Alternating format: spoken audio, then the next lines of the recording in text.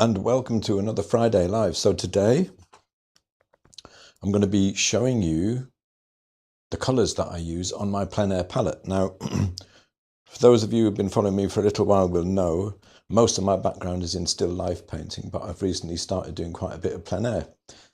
Who chooses to start doing plein air in the English countryside in the winter, right? Well, me. The autumn was lovely. Actually, it's still not bad out there. But a lot of people have asked about the colours that I use. And I could just show you what those colours are, which I will do. But what I thought would be a little bit more interesting today is I'm going to show you why they're there. So I'm going to explain them, and I'm going to do a little bit of colour mixing as well to show you the kind of colours that I can get with them. Because the palette that I've got set up now is based on a lot of years working with Munsell, which gives you a really good idea of the colour space, i.e. the full range of colours that you can mix with paint at every value, how much chroma you can get at different hues. So you get a really good, like a mental map of the colour space of paint. So it's really useful from that point of view. And then translating that knowledge to the outside, I've found that some colours I don't need, and I've added a couple that I wouldn't normally have on the palette for a still life, okay? And I'm also going to show you a couple of paintings that I've done recently outdoors, plein air. And I'm going to mix some of the colours from those paintings to show you how I would use the colours on the palette. So hopefully that will be like a little bit more interesting than just saying, here's the cobalt blue, we use that for the sky, and leaving it at that. Do you know what I mean? So it's not a painting demonstration in that I'm not going to be painting anything. I'm just going to be mixing colours. Okay. Let's have a look at the palette. So I will start by taking you through these, just so, and I'll talk a little bit about each one and what I'm doing with it and why it's there.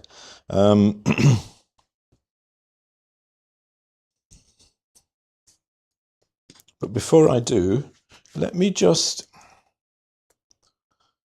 I'm going to bring up ChromaMagic because I'm going to show you, like, let's say a little bit of an illustration of what it is that I'm talking about when I say I'm going to mix some of the actual colours from the painting. So this is a painting that I did beginning of November at Frampton Lakes, which is not far from me. Really beautiful place. And I don't think we need a grid on it because we're not painting today. So this is ChromaMagic. For anybody who hasn't seen it before, you can click around in here. You can set like how big the sample size is that you take, so I can take a bigger swatch, and that will show me pretty much what colour I used for the light part of these trees here, what colour I used for the shadow part, you know, what colour I used for this green here, and how that differs from this green on the reeds. You know, so all of that stuff I can take you through, like what's different about the sky colour here to the sky colour there, and how I mixed that, what colours made that, and what's different down here, and what I put into the mix to change the colour down here. So hopefully that's going to be kind of interesting to see. I'm not sure if I'm going to bring ChromaMagic up while I do that, because I've actually got the paintings here. So but I've got them loaded on my phone, so I might just keep on the palette and show you them on my phone. Okay, let's see who's here today. Hello from Wicklow. Yeah, I bet it is wet there. It's always wet in Wicklow though, right? Sorry. It's very wet here at the moment, I'll tell you that for nothing. Just got in from the orchard, taking the dogs out. And it's blowing a gale out there, chucking it down with rain. Blustery and cold. Hello, Dancing Girl Designs Watercolour. Really good to see you. Your first live. Brilliant. Hi Thomas, nice to see you. CAD Yellow Light, okay. Yeah, if you're using Winsor & Newton, definitely CAD Yellow Light, because Winsor & Newton CAD Yellow is just a crazy colour. It's an orange, basically. I mean, just why? Just why? Peach is here. Hello, Peach. Good to see you.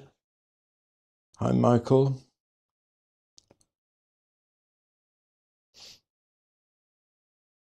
Oh, lots of people here.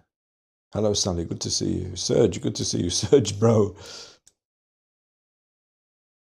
Yeah, hang in there, Serge. Things must be pretty wild for you at the moment in Ukraine. You got some pretty amazing landscape painters in Ukraine as well. So I might be talking a little bit, just so you know, I don't want to delve into politics today, but although I usually end up doing it a little bit because I can't resist it, there are some amazing Russian landscape painters as well that I've been looking at a lot lately. My love of Russian landscape painting does not imply agreement with what Putin is doing, of course. So here is the same, here's that photo, right? Here, actually, here's the painting. So let me give you the painting. Here, you can see the actual painting. I think I need to recalibrate this a little bit.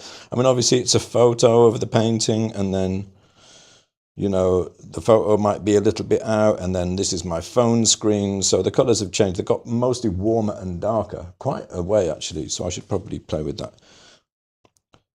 Let's have a quick look at my settings, and it's probably this. See, if I take the eye comfort shield off, it will probably end up a lot more. It's still a little bit dark, isn't it? I think it might be because I moved the lights as well So one of the things about ChromaMagic is I think I need to adjust the brightness up a little bit. You need to turn off adaptive brightness on your phone, and then set the brightness of the phone to about like white paper or white paint or something like that. I usually set it to about the white on my value scale. That's better. Still a little bit warmer, huh? Maybe I'll use the actual painting. But in a sense, throwing my paintings around. In a sense, it doesn't really matter, because the main thing that I want to show you is how I reach these colours. Let's talk about what I've got here. I'm going to move that one because I want to have this set up as I have it set up on my palette when I'm painting. Any questions you have as I'm going through this, just shout. I'm going to be watching the live chat. If you're wondering why anything is there, or you want to see me mix a particular colour, then let me know. Sadly, politics does crop up on this channel, especially on the Friday lives. I'm afraid it does come. I can't imagine how, for me anyway, personally, I can't live in this world that we live in the times that we live in at the moment, and not talk about what's happening sometimes. It's so dire.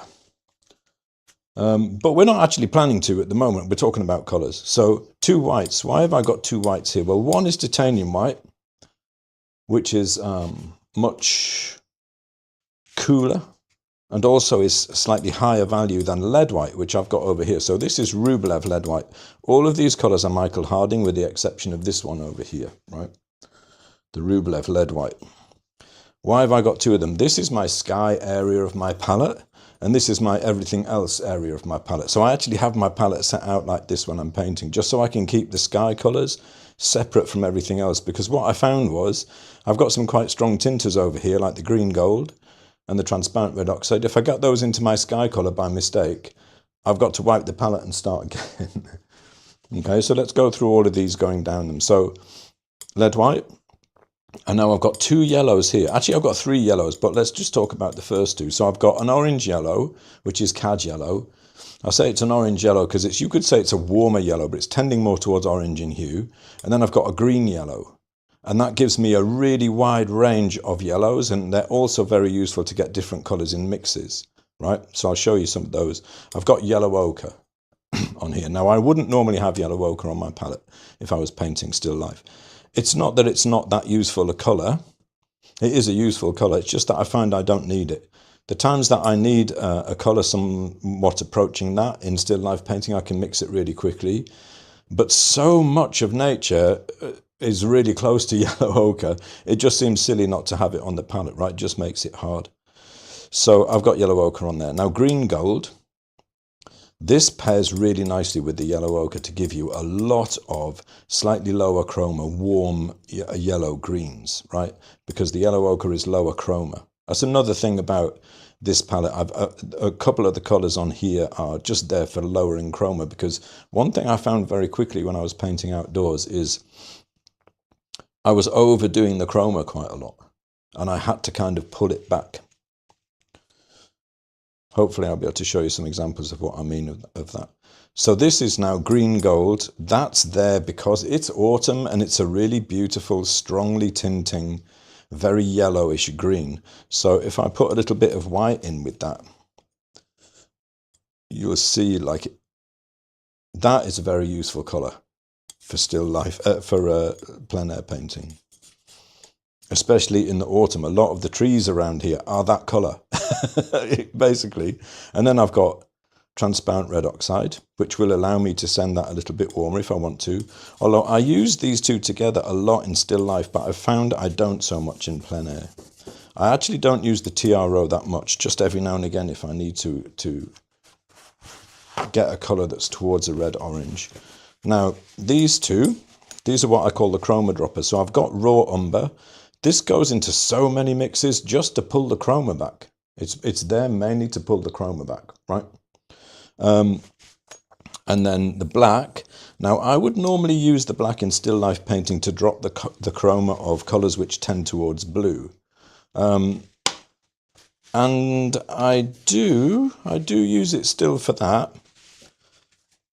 But there's only really, I mean, unless you're painting like, I don't know, a building or, you know, something which has been painted blue, the only blue stuff out there is the sky, and then the sky reflected in water, really, that I've found so far anyway when I've been out. So I tend not to use the black anything like as much, but it does mean that I've got the fullest value range that I can reach in paint, from ivory black to titanium white, okay?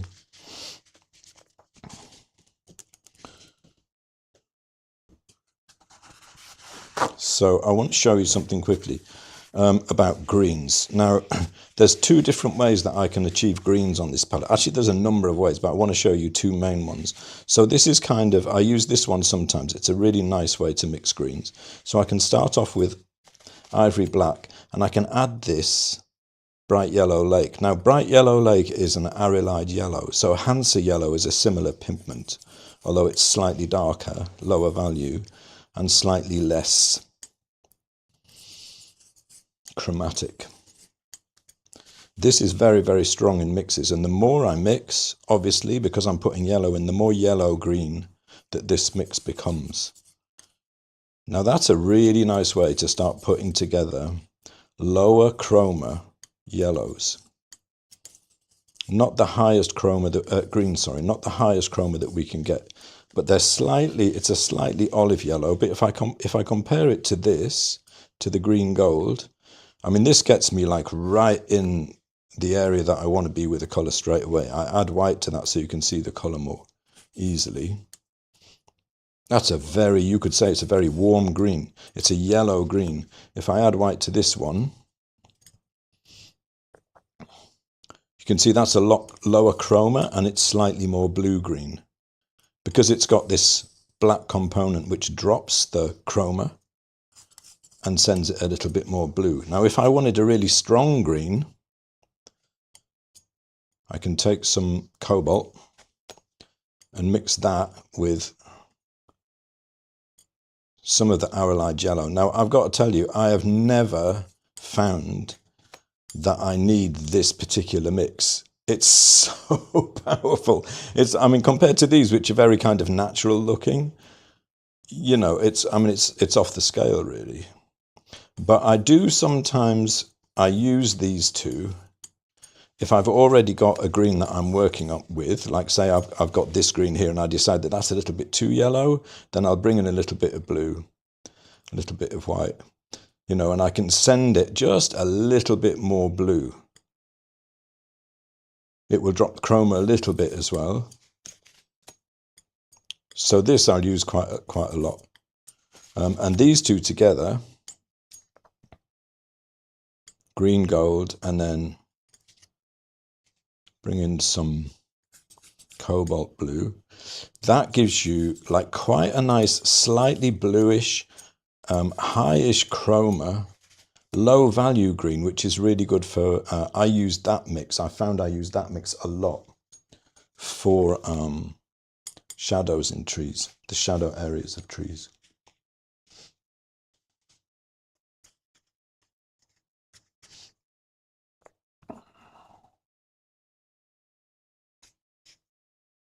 Yeah, that's true. Winston says sometimes the iPhone camera makes adjustments to photos automatically. I find it makes the skies darker. Yeah, I mean, they're unreliable.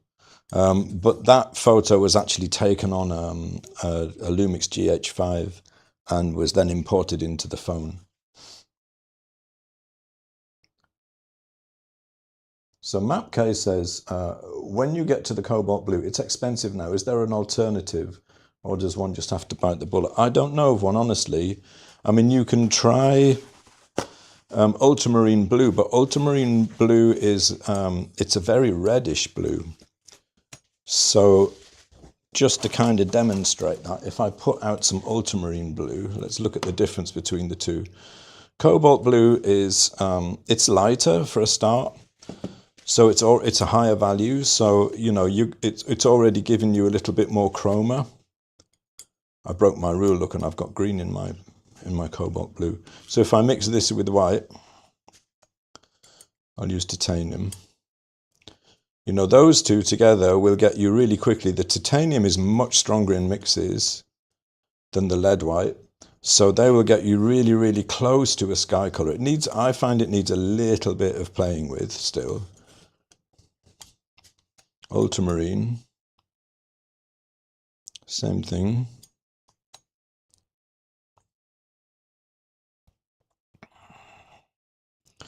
Notice it's losing chroma when I get up to a similar value because it starts off darker, so there's more white in this mix. So by the time I get higher up the value range, I've lost some chroma, right? So this has less chroma than this, even though it's about the same value.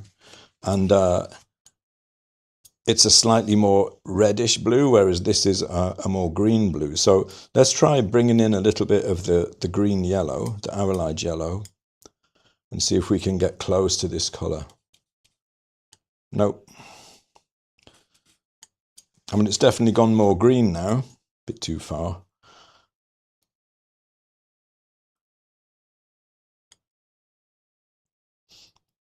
And basically, you know, one of the things about painting plein air is that you don't want to be fighting to get any mixes that you're going to use a lot. That's one thing I have found. Like a lot of the time, you might need to work fairly quickly. I put too much of that yellow in, so I'm gradually bringing it back more blue.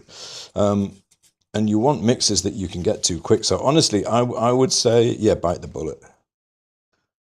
I mean, you generally don't need to use a huge amount of it unless you're painting really big, you know, and there's a lot of sky. I can't get there. I can't get there. Now this, as a sky color, this is cobalt and titanium white. I would add a tiny bit of this, just a hint of this arylide yellow, the bright yellow lake anyway, because I find it gets closer to the actual color of skies. And what tends to happen is at the top of the sky, further away from the horizon, it will be a deeper blue and more chromatic like this. And then as you go down towards the horizon, I'll show you it in a painting, it gets lighter. So if you add white, drops the chroma. And sometimes, not all the time, but sometimes it will get a lot more neutral as well. Now, what you will see some landscape painters doing, a lot of plein air painters use complement mixing, which is, you know, it's fine. There's nothing wrong with complement mixing if you're practiced with it and if you know what you're doing. It can give you some funny results if you're not used to it. So I would use, dropping chroma, I would use black and white. Really, really quick way to get a blue-grey, and then I can mix between the two and decide how neutral I want this to go, and it's not going to go orange at all, you know. So that's kind of how I would go, like top of the sky down to the horizon, getting more neutral as you go.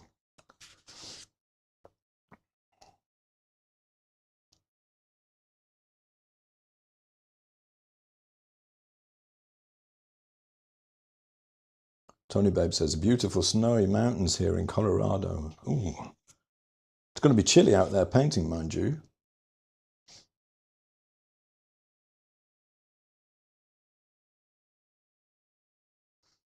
Louise says, no ultramarine blue, right? How do you mix purples?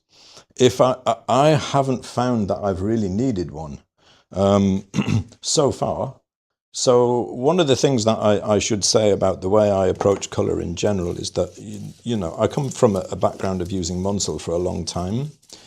and I've spent an awful lot of time trying to understand and get very close to the colours that I see, right? There are pluses and minuses with that. You learn an awful lot about colour that way, and it gives you very fine control. At the same time, if you are very obsessed and you spend a lot of time, as I've done, getting extremely close to the colours that you see and training that skill, you may find it more difficult if you want to change those colours a little bit. You know, I personally find it difficult to break out of natural colour. So if I'm painting something like this, sometimes I'll push the chroma a little bit. I might change some part of it, but this is really close to the colours that were actually there. You know, the painting is really close to the colours that I saw. And most of the time, that's what I want. But I found a little bit more lately, I've started to push things a little bit. So this is a little plein air that I did the other day. And I actually pushed this a little bit more towards blue than it really was. And this I pushed a little bit more towards blue than it really was, because I wanted the contrast with the light parts. So I think if anything, I'm starting to push colour a little bit away. And I'm trying to think of painters who use colour, you could say, in a more, I don't want to use the word creative, using colour in order to create effects more. Painters I can think of who do that really well. Kami Mendlik uses colour which is not actually there in the landscape a lot of the time, but it's kind of impressionist colour, you know. So it can create some really beautiful effects. You know, she makes really beautiful paintings. So that's the kind of caveat that I've got to tell you. Like, a lot of the time, I'm looking to get really close to the colours of nature. But, you know, last week on a Friday Live, I did this, which is a colour study of a Levitan painting. And if you look at Levitan's painting, in fact, a lot of the Eastern European, especially Russian, and Ukrainian as well, though, Serge, landscape painters, there's a tradition there of very natural colour. And probably I tend to fit more with that tradition rather than the kind of impressionist tradition of almost overstating colour. I think the impressionists, they were partly influenced by Chevreul and colour theory at the time, and created sometimes, I think, some paintings that don't look entirely convincing, you know. So have I ever needed a purple? This was basically a little aside. So no, so far I haven't needed a purple. If I wanted to mix one, could I mix one with what I've got here? No. But what I sometimes do have with me, I carry this with me, although I very, very rarely get it out. Quinacridone rose. So if I wanted to mix a purple, then I could do it with ultramarine. Sorry, this is cobalt and quinacridone rose. You know, that will give you a really powerful purple. I'll put a bit of white in it so you can see what the hue is like. I'm going to take the ultramarine off because it's going to confuse me. It's going to throw me out. I mean, you know, just seeing it as a colour, as a colour combination with these earthy greens, it's beautiful, you know. You could imagine a situation where maybe in evening light you might want to use a purple like this. That's probably a little bit too strong, that one, but you could knock it back with a little bit of yellow or something, you know, and you end up with these kind of quite beautiful colours which you could possibly use for shadows. To intensify the yellows. Does it intensify the appearance of yellows if it's next to yellows? I'm not entirely sure it makes enough of a difference, but you can make really beautiful paintings that way. I personally haven't mixed any purples when I've been out. Mostly greens and blues and yellows. Warm reds, earth colours mostly.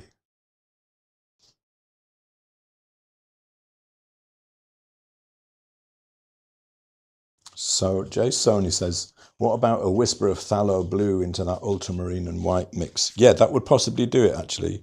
So, because that is a green blue and it's pretty powerful. I did take out, for a while, I took out phthalo blue with me and I was using it instead of the cobalt. but I found it made things a little bit too green-blue. And also it just gets everywhere. You know, it seems to migrate from the palette onto your hands and from there onto your clothes, your dog, your children. It just gets everywhere. It's not really that though. I just found out that after a while I wasn't getting it out and I didn't need it, you know, too much.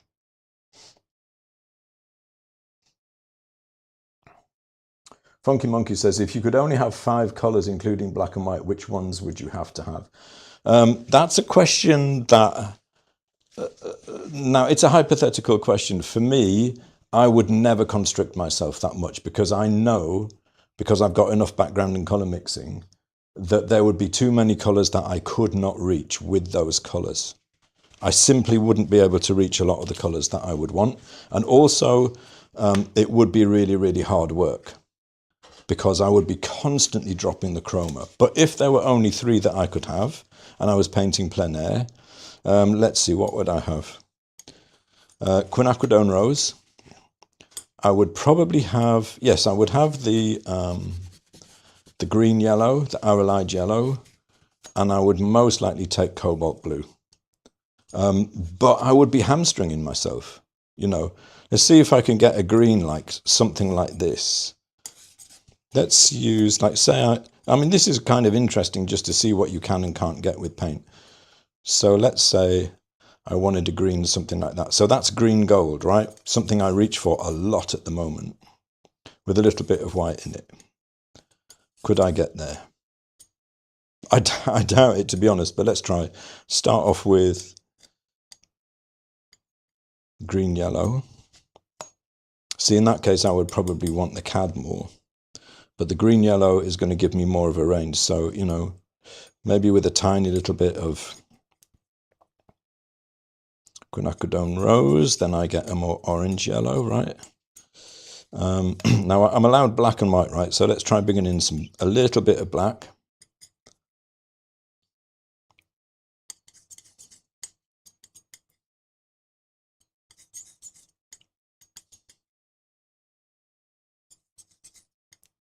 Much too blue. Quinacridone. I'm bringing in very small amounts of this because I've got to take it more. I've got to take it round the hue wheel.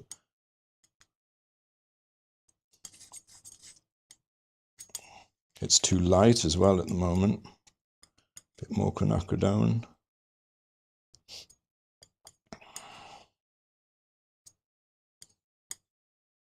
Ooh, just put way too much in. But let's try bringing it back with some yellow. I mean, you can see like how much effort I'm having to put in to try and get close to a color which is basically comes straight out of the tube and is really, really useful. I put way too much quinacridone in, so it's going to be difficult to bring it back now. Need to bring the value down, so let's try the green yellow. This particular example, I could possibly get to it better with. We're not a million miles away now. I could possibly get to it better with the CAD yellow, but that would limit me not having the green yellow.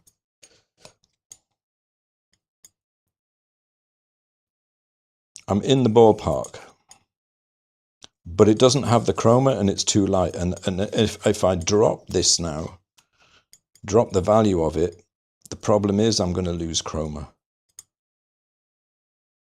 That's about as close as I can get.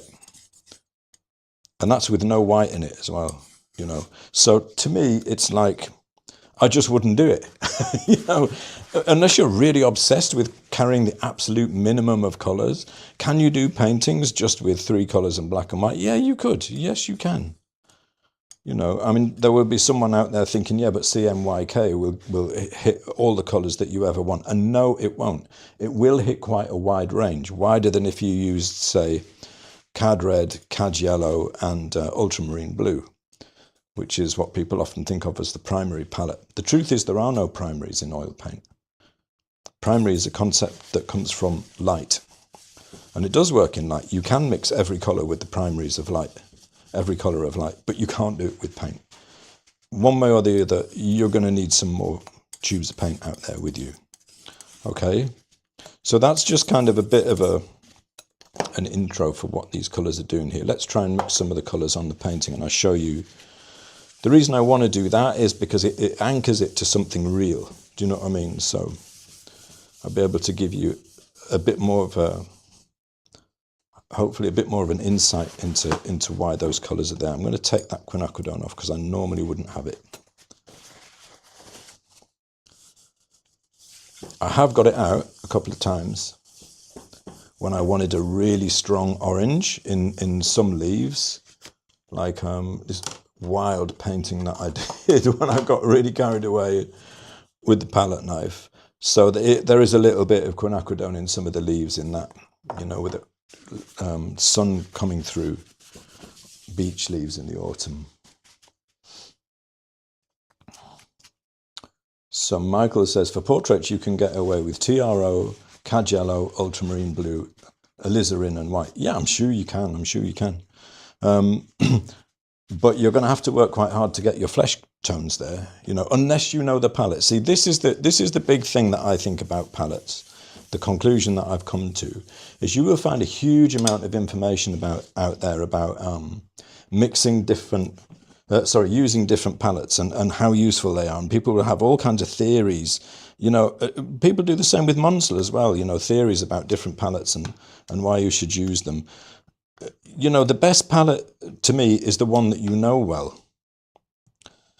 And the best way to learn a palette isn't, I don't think, to do the kind of Richard Schmidt type charts where you mix every colour with every other colour, mix it with black and white and see, you know, what range of colours and do huge amounts of charts.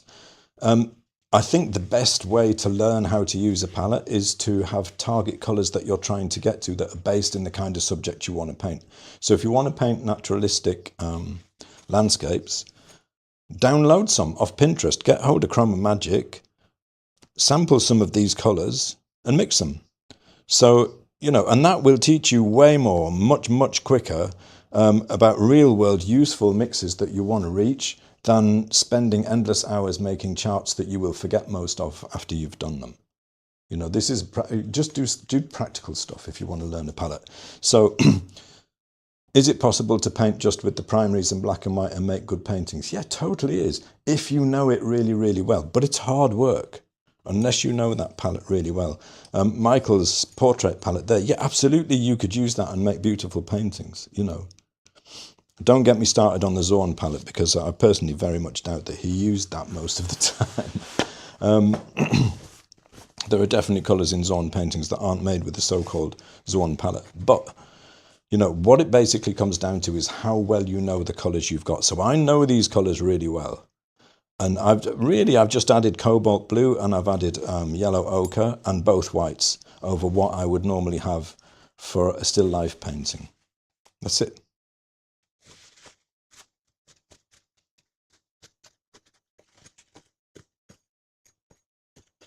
That's it.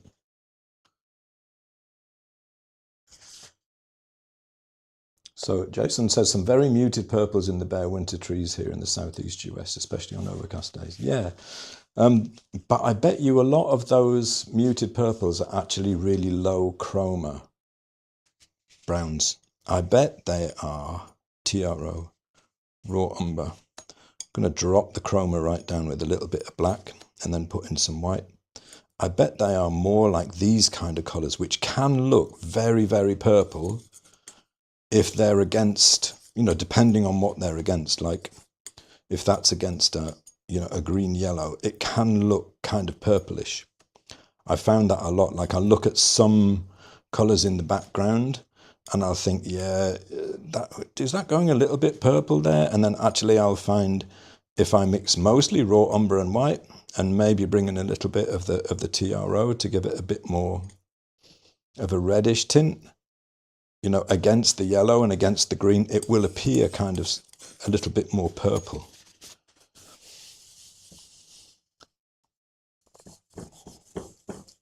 I'm not saying you're not right, by the way. I'm just saying I have found that, you know, that's been my experience.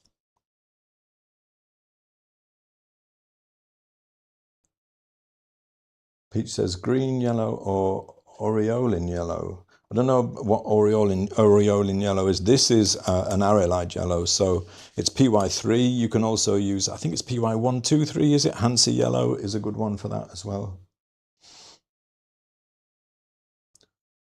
Yeah, colour charts are fun to make, says Louise. I don't doubt it, but if you want to learn how to mix particular colours that you want, you know, for painting with, if you want to learn a palette well, I don't think it's the most efficient way to do it, that's all.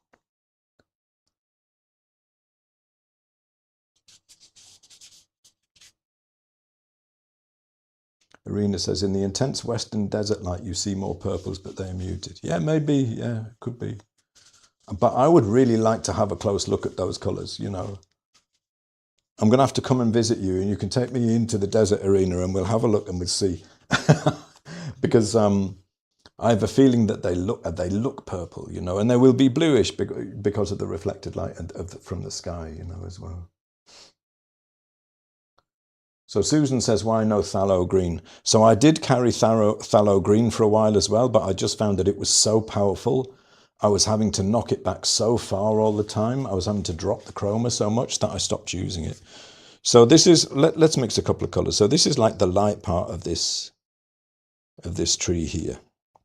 It's a nice thing about ChromaMagic. You can sample a color and then bring up a big wodge of it like this.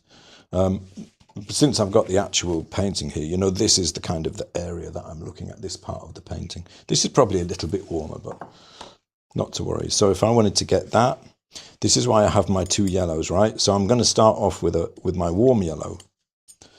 I'm going to bring in a tiny little bit of TRO. Now I could use quinacridone rose if I had it, but it would be quite powerful. You know, it would hit the mix hard and it would be very easy to overdo it. A little bit more TRO. I'm just bringing it in with the tip of the knife. So I'm getting pretty close in terms of hue. But I would say it's a little bit, I mean, a lot of these colors, you know, that when I mix them, I'm just mixing. I'm not doing them, you know, carefully like this. Like when I teach color mixing, I teach a process, a thought process that I think is very practical and will help you achieve the colors that you want. Now, when I'm out there mixing and I'm painting, I'm doing it all on the fly. I haven't got any little chips with me. I don't have ChromaMagic with me. I'm doing it on the fly with the brush a lot of the time as I go. That's about the right hue, but the chroma is too high. Want to drop the chroma a little bit. Bring in some raw umber, but first I'm going to bring it up to about the same value with white.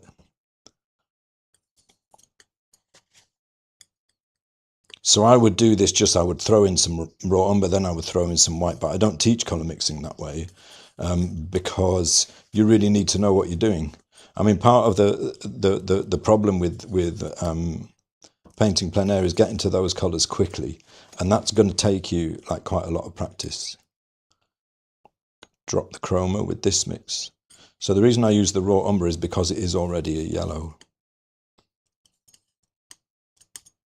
A little bit more TRO because I've gone a little bit too yellow now. Raw umber is basically best thought of as a yellow orange. It's a low chroma, low value yellow orange, you know, pretty much there.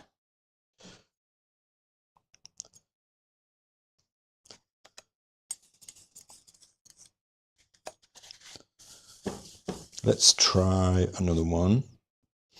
The shadow color in these trees, you know, much darker. So for this, I would be like green gold. Bring in a little bit of TRO because it's much more powerful than the green gold. See, I know these colors and I know what that combination will make, and I'm there. Do you know what I mean? It's like I can get there really, really quickly because I know the palette. So this palette has a wide range. That's it has two things, right? This arrangement of colors. I'm not saying you should use it at all. I'm just saying this is what I use and I find it very useful because I know it. The two guiding principles of this palette is that it allows me to hit a very wide range of colors based on what I see in nature around me where I paint, and it allows me to drop the chroma really easily. That's why I've got these earths, you know, so I can drop the chroma really quickly. So that's that colour.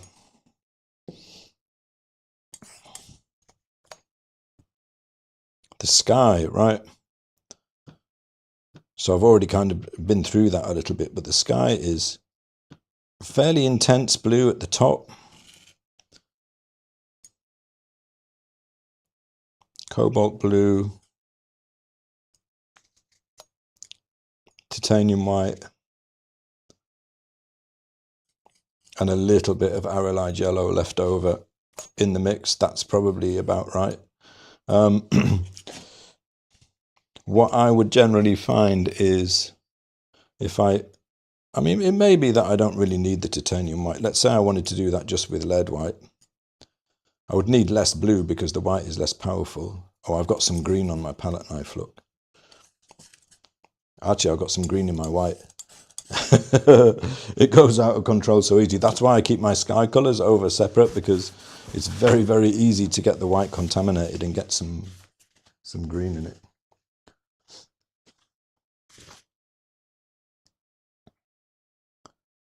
Neat Science says, what's the name of the yellow on the right side next to the cad yellow? That is Bright Yellow Lake. It's Michael Harding colour called Bright Yellow Lake. The pigment is PY3, and it's an organic pigment, strong staining yellow. Let's try that again. Lead white and cobalt. To be honest, it's not really that different. I would find that a little bit too not green enough. It needs I find generally for the skies, I mean, is it different where I am from where other parts of the world? I don't know. I haven't painted all over the world, so I couldn't tell you. I put a little spot of the green yellow in there as well. And I get to actually pretty much the same colour, so maybe I stopped taking out titanium, you know. But then when we get closer to the horizon, look, the colour does change. Lower chroma. I mean, I would just do it this way. Just do it like this. You know, mix that with a little bit of black and a little bit of white. Make sure the value gets lighter, you know, and it's going to be pretty much there. So you get that kind of gradation of the sky. It's very easy to overdo that, I've found, though. Now, the water, the reflections of the water, depends on the time of day and the light, I find, but generally speaking, reflections are slightly darker. So this water was getting very, very dark the closer it got to me. So the way I got that... Oh, that was the wrong blue. I just put out ultramarine. Bit of a waste. I use it so rarely, though. I've had this tube for years and hardly ever use it. But then I also had this tube of cobalt for years and didn't use that much. But now, of course, I use it every time I'm out and I paint. Cobalt blue. Less white. But if I just use the cobalt blue, I end up with a very, very chromatic blue. The closer you get to the original value of the tube colour, the less white there is in the mix, the higher the chroma is. And the chroma is just too much, so the answer is a little bit of black. So this is why I would never go out without black. Because I paint a lot of water, sky reflected in water, and it really helps me drop the chroma.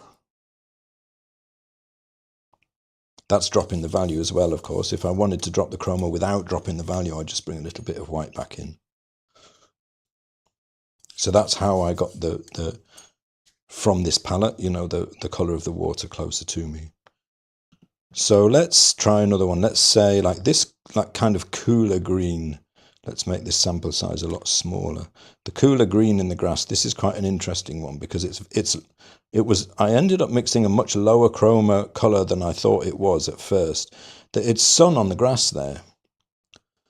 And I thought I'd nailed the colour, but I found that the more I worked on it, the more it looked like it was just too strong, and the reeds, which are slightly higher chroma, weren't looking right. So I sent it a little bit more blue, and I dropped the chroma.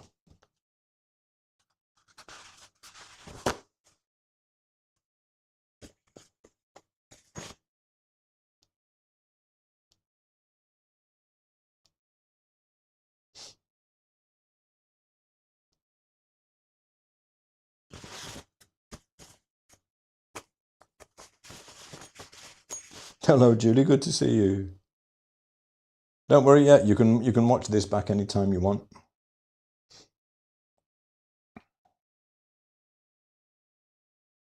So Neat Science says, is your Hansa yellow light, medium, or dark? It's not. It's not. It's a bright yellow lake. It's a similar pigment to Hansa yellow, but it's more chromatic. It's stronger in mixes. You know.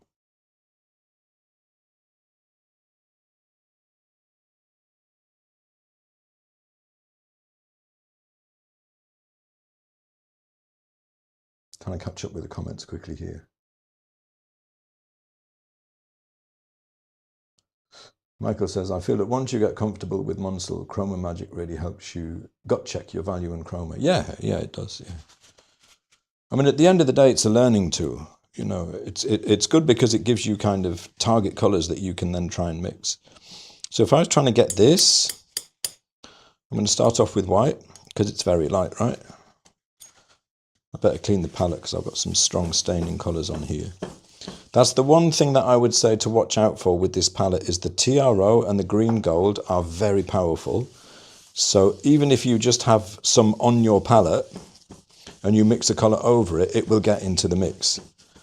You know, so I have a palette which is roughly this size that I paint with outdoors, and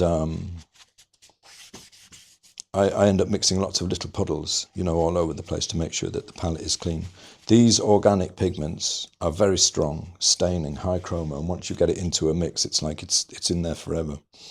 Number of ways I could get to this, right? Let's try, I'll put some arylite yellow and I'll put a little bit of cobalt in. This is going to be a lot more powerful.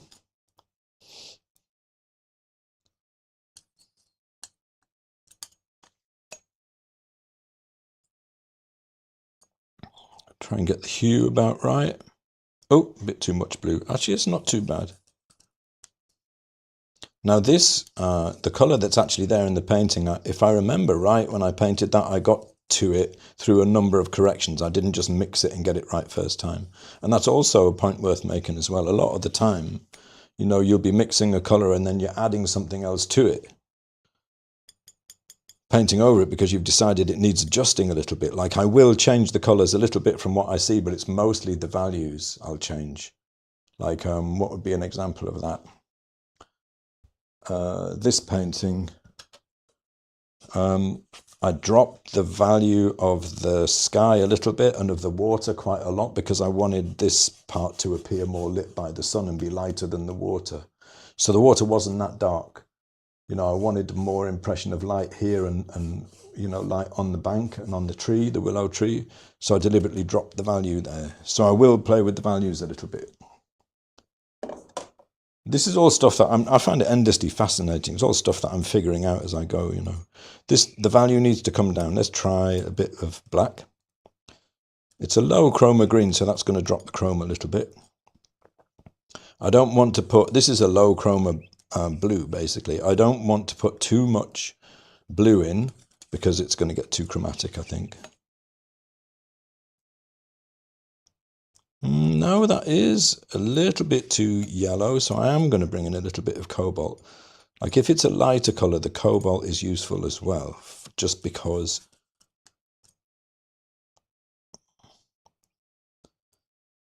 it will allow me a little bit more chroma. Yeah, pretty much there. So that was, I probably didn't need the black. So you could probably get there with white, cobalt, and the arylite yellow, the green yellow. Although the black did help me drop the chroma a little bit. How else could I got there? Let's say if I start from a green, which is much further away, and see if I can get there. Green gold. Bring it up to the value with white. You know, that's a long way away from what I want, isn't it? So let's bring some cobalt in, a lot more white.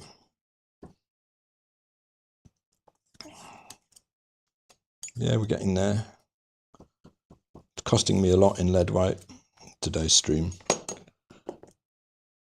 because I'm not actually painting anything.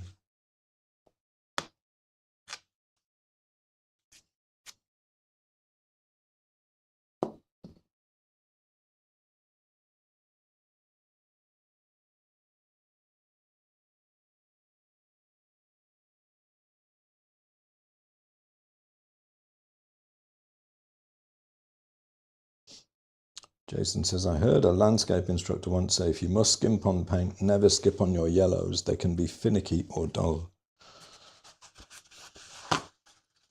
Yeah, if you want a high chroma yellow and you paint it too thinly, you will lose chroma for sure. But I would say that about all paint, you know, don't skimp. Try to persuade yourself to forget how expensive it is. Try. What did we do here? So this is green gold, cobalt blue, and white. It's close. It's close. I think it needs a little bit more chroma, so I would end up adding a little bit of the arylide anyway. What do you think? A bit too yellow, a bit more. So that ended up being like 4 colors basically. So I ended up using almost the same colors as I did for that one. If I didn't have these, if I didn't have cobalt and if I only had the cad yellow, I think I would struggle to get that color. I would go, well, you would always have the cobalt, so let's not make this too ridiculous a test. Cad yellow and cobalt. I've got to take it such a long way towards a blue green with the blue that I think I might lose too much chroma. But you see, the yellow is higher chroma at a higher value, so I've got to take it a long way blue because it's an orange yellow. And then I thought so. By the time I bring the white in, I've lost too much chroma. See that for this particular green, if I only had cad yellow, I can't really get the chroma at that value that I want. That's why I've got the 2 yellows. It's not a million miles off, but it's a little bit too dull, you know. Try bringing in a bit more yellow and then it ends up too yellow-green. You know, if I bring in any more of that yellow to bring it closer in chroma, then the hue will wander. Couldn't quite get there. Thank you, Deborah.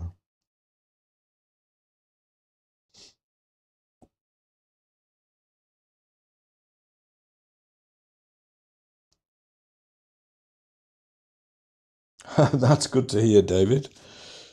I'm very sorry that you've had a migraine. What else should we try and mix? Let's have a go at, this would probably be a fairly obvious one.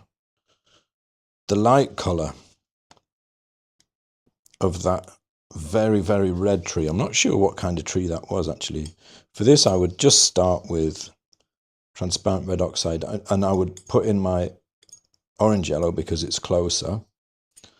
We might find, actually, I think we might need, this might have been one of the times when I bust out the quinacridone rose. Yeah, see, I've got to about the right value. Let's try, see if I did it with, that's gone to orange. So if I did it just with white, TRO and white, I'll lose too much chroma. Can't quite get there. Wants to be somewhere in between the two. So for this one, I would definitely bring in the quinacridone rose. I must have done it on that day to get the colour of that tree in the light. Just a little bit of quinacridone rose in here will add a little bit of chroma, take it back, because this is a blue red. Way more useful to have on your palette than cad red light or cad red. If you're only going to have one red, basically make this the red. A blue red. Not alizarin because it's fugitive, but quinacridone rose is brilliant. And with the 2 yellows, you have a huge range of oranges. I mean, if you doubt that, just to show you how strong an orange you can get with quinacridone rose and cad yellow, it's almost like, I mean, you know, if you're painting sunsets, you know, permanent orange will get you a slightly stronger orange, but that's as strong as a cad orange. You know, you don't need cad orange if you've got those two, and then you can mix a lot of like purples with this blue. It's just a much more widely useful red to have on your palette than anything else.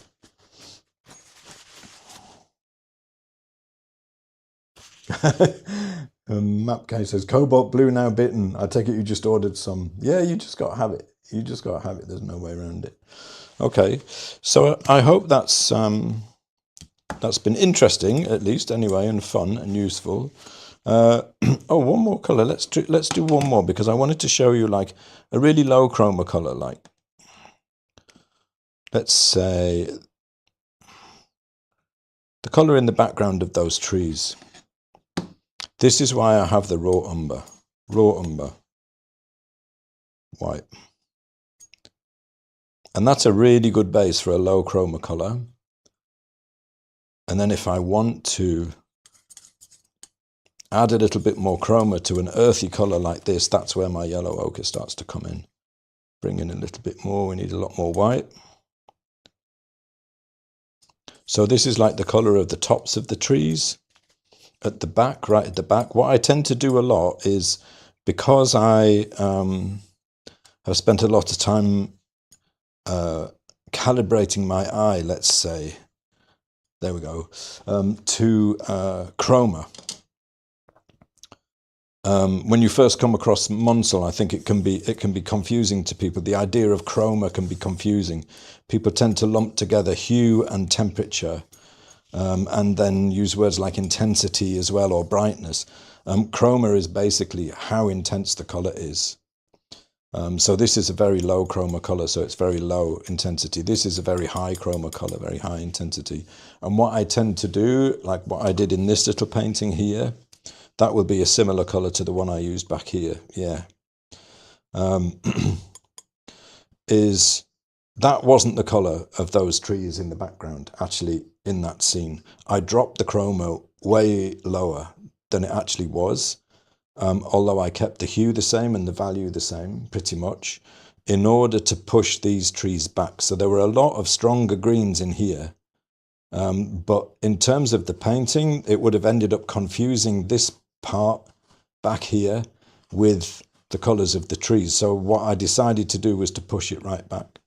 And this bit here is frost in the grass, white and cobalt blue into the green that I already had. And that was enough, you know, I think there was quite a bit of black in there as well. Drop the chroma right down and bring the value up in a kind of a bluish green.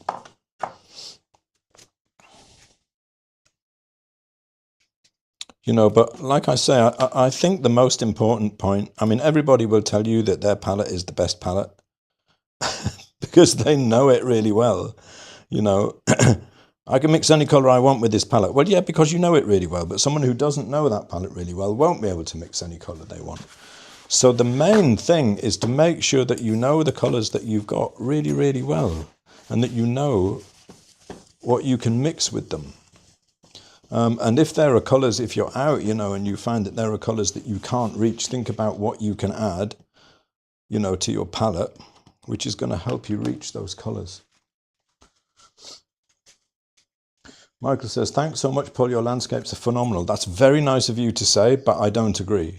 I think they're getting there. I think they're all right. They're a bit hit and miss at the moment. What I'm trying to do at the moment is a lot of like little things like this. This one was funny because that's a willow tree and it was a really windy day and the whole thing was blowing about the whole time. Made it really hard to get the shapes. But I do a lot of small, like this is 7x5s. I'm doing a lot of small 7x5s at the moment. Just to produce a lot of stuff in order to see where it goes, in order to see, you know, what's going to happen.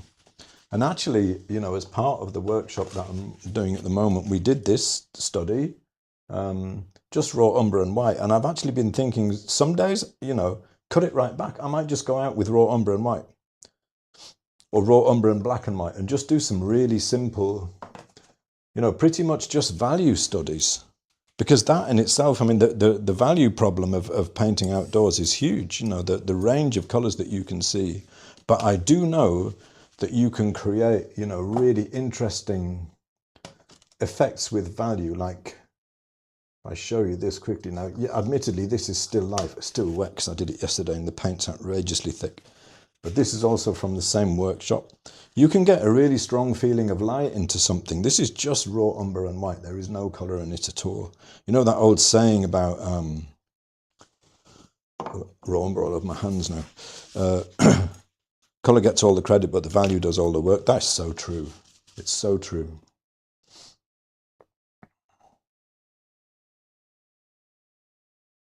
Map K100 says, Oh, it just disappeared.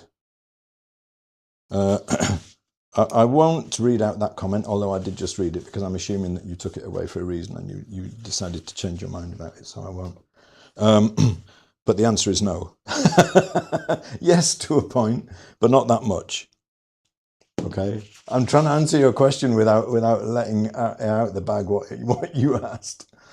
Joe says, will you please demonstrate how to use ChromaMagic with your phone to check the value again? Actually, that's a fairly simple thing. So if you have these two tools, ChromaMagic on a phone and this is the key, right? You need them both. They're a set. This is a Monsell value scale, which you can get on eBay from Paul Cantore, C-E-N-T-O-R-E. The link is in the description, I do believe. Right? So say I want to know what value this area of the water is here. I mean, obviously this doesn't work for if you're out.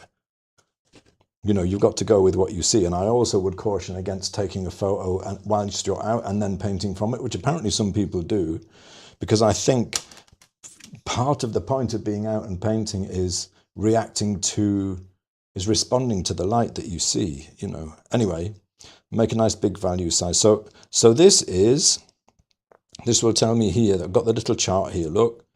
It tells me that the blue there is a value 6, right? Here on my scale is a value 6. So if I mix a blue and then I get a little wodge of it with my palette knife and I stick it on here and I squint and then I can't really see it against that value. This is actually more like a 7, this one. So I was after a 7. It's even a little bit darker than that. Somewhere between a 7 and a 7.5. Then I know that I've nailed the value, and the value is the most important thing. So if you're doing a color copy, a color study from a painting that you found on Pinterest or something like that, I do that an awful lot. This is brilliant because you can open up, as long as you're pretty sure that it's a reasonably good photo you're starting with of the painting, you can check the actual value and then you can use this to translate it from the phone to the palette and then from the palette to the painting. Does that make sense? Oh, you put your question back in. Matt K100 says, do you think people see colour differently? Now, I hear this a lot, you know. People find all kinds of reasons to disagree with Monsell and try and poke holes with it. I'm not entirely sure why. I think sometimes painting instructors try to poke holes in it because they find it a bit irritating that they like to obfuscate colour. And then when something comes along that makes it significantly easier, it rubs them up the wrong way. There, I just said it. There you go. No, I don't. Obviously, there are people who have particular, like colour blindness and things like that, who do see colour differently, and there is no doubt about that. Of course, it's real. But generally speaking, do we see colour very differently from one person to another? No, I don't think we do. I don't think we do. Otherwise, like a lot of the time, you know, paintings wouldn't work so well, would they? Let's be honest. Thank you, Vicky. I don't know. I mean, I would say at the moment, I see myself as like a journeyman landscape level. I'm learning a lot as I go. There's a lot to learn still, and I'm sure that I'm going to spend the rest of my life learning it. I love painting them. A lot of the basic ideas of painting are the same. So it's about simplifying the form, making sure that you nail the values. But there's something very freeing about just being out in the open air and painting that I love so much. I love being outdoors. You know, that's a big part of it too, even when it's cold. Top tip, ginger tea with honey works really well. Amparo Del Rio says, can I watch this video again? Yes, you can. Any point, you can just rewind it and start it from the start. And if you look on my YouTube channel, which you are obviously on at the moment, if you go back to the main channel, click on my YouTube channel name, which is just me, Paul Foxton, and then look on the live tab. There's a live tab, and you can see all the Friday lives that I've ever done there. And there's 1 or 2 of them, let's say. So yeah, you can watch them as much as you like. Vicky says, do you think perhaps people have biases, like I like blue more than green, so in a blue-green I always tilt towards noting the blue part of the colour? Yeah, possibly, but that's preference, isn't it? More than you actually seeing it differently. I don't think people see colour significantly different. No. Vodka for watercolour. Ooh, that's a good idea. Yeah, I should take whiskey out. Speaking of which, it's time. It's wine o'clock. It's time for a pizza and a glass of wine. Thank you very much for coming, everybody. I hope it was fun today. I hope it was interesting, and I hope I gave you like a little bit more of an insight into the palette that I'm using when I'm out painting at the moment, than if I just listed the colours and left it at that. I wanted to show you some actual real word mixes and how I use the palette and what all these colours are there for. This palette might change, you know. As I go through the winter, I'm not going to need the green gold so much, I shouldn't think. Because a lot of the trees are beginning to lose their leaves now, although the oaks still have leaves, but the oak leaves are like this colour now. Low chroma. Drop the chroma with some raw umber, right? They're like this. You know, crispy and ready to fall. But a lot of the oaks still have their leaves, which I found pretty strange. But you know, through the winter, I'm gonna keep going out and keep painting. I think there's going to be some really beautiful mornings at the lakes to catch. This was an evening, just a colour study from an evening at the lakes, Frampton Lakes. I want to do some more of this kind of stuff. It was so beautiful, but the colours are difficult, you know. I was painting into the light then, so it's, you know, it makes the values very tricky. And then in spring, obviously, is going to be a lot stronger greens, probably more blue greens. So we'll see, maybe the palette will change. But I know that I can hit a wide range with this palette. That's you know, really what it's about. I'm not tied to any particular theory like CMYK or split primaries. You know, split primary palette, great. It gives you a wide range. But add some earths, for God's sake, or you're going to be doing a lot of chroma dropping if you want to get some natural colours, you know. Okay. Thank you, Funky Monkey. That's a very nice thing to say. It was lovely to see you all. You will have a lovely weekend, everyone. I've just got quinacridone rose all over my hand, which I'm now going to have to sort out. And I'll see you all again very soon. Bye for now.